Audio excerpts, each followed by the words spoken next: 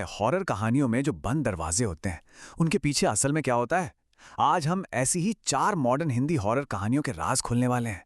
देखिए, ये कहानियां सिर्फ डराने के लिए नहीं है। नहीं, ये तो हमें धोखे, अधूरे इंसाफ और इंसानी फितरत के सबसे अंधेरे कोनों के बारे में बहुत कुछ सिखाती हैं।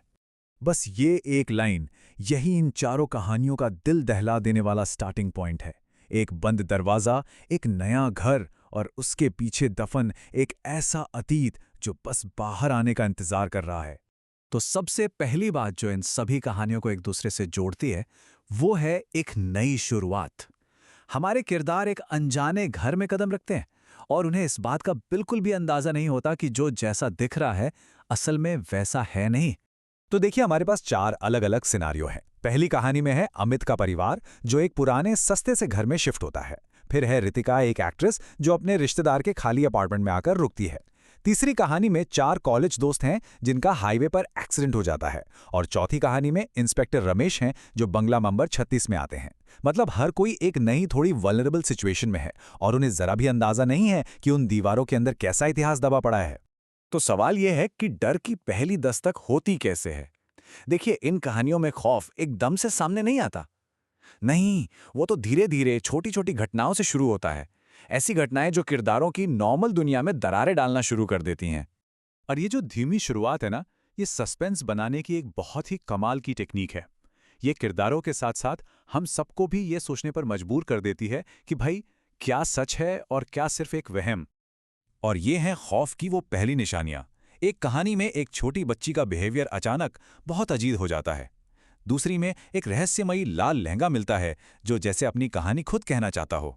तीसरी कहानी में जंगल में फंसे दोस्तों को ऐसे मेजबान मिलते हैं जिनकी मेहमान नवाजी कुछ ज्यादा ही अजीब है। और चौथी में एक बंगले की दीवारों पर ऐसी पेंटिंग्स मिलती हैं जो खून से बनी लगती हैं।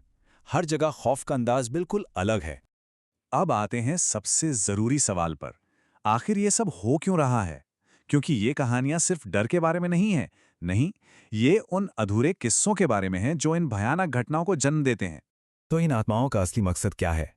क्या वो सिर्फ डराना चाहते हैं या फिर इसके पीछे कोई और गहरी और शायद ज्यादा खतरनाक वजह छिपी है? और मजे की बात यह है कि इनके मकसद ना 2 हिस्सों में बटे हुए हैं। एक तरफ है वो आत्माएं जिनके साथ जबरदस्त नाइंसाफी हुई है और वो अब बस बदला चाहती हैं, या कह लीजिए इंसाफ। और दूसरी तरफ है वो जिनका मकसद सिर्फ धोखा देना है, अपना कोई भयानक प्लान पूरा करना है। तो ये है असली लड़ाई, बदला बनाम धोखा। पहले बात करते हैं उन आत्माओं की जो इंसाफ के लिए तरस रही हैं। पायल, जिसे उसके प्रेमी शिवम ने धोखा देकर मार डाला। उसकी आत्मा उस लाल लहंगे से जुड़ गई है जिसे पहनकर वो शादी करने वाली थी।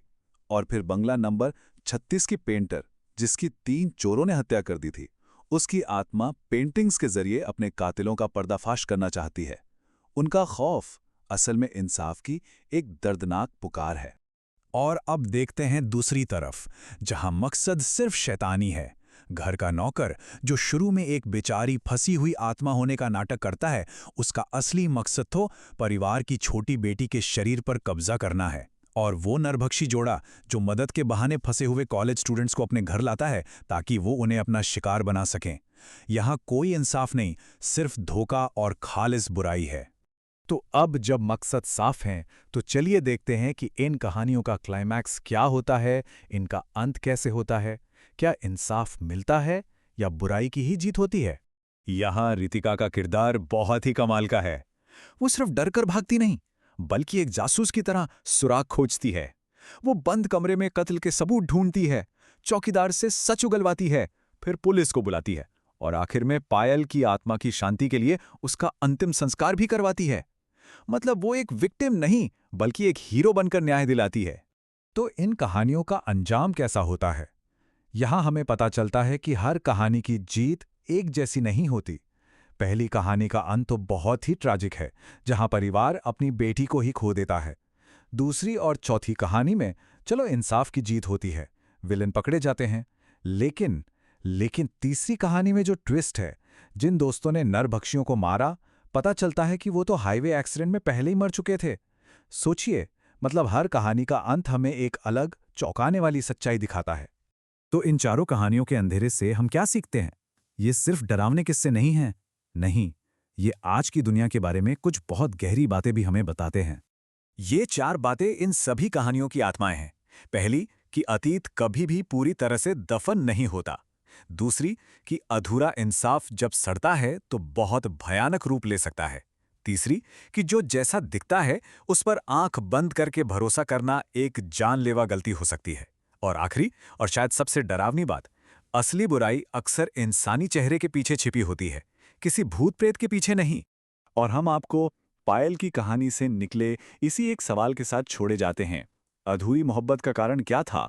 शिवम का धोखा या पायल का अंधा प्यार? ये सवाल दिखाता है कि ये कहानियां सिर्फ डराती नहीं, बल्कि हमें इंसानी रिश्तों की सच्चाई पर सोचने के लिए भी मजबूर करती हैं।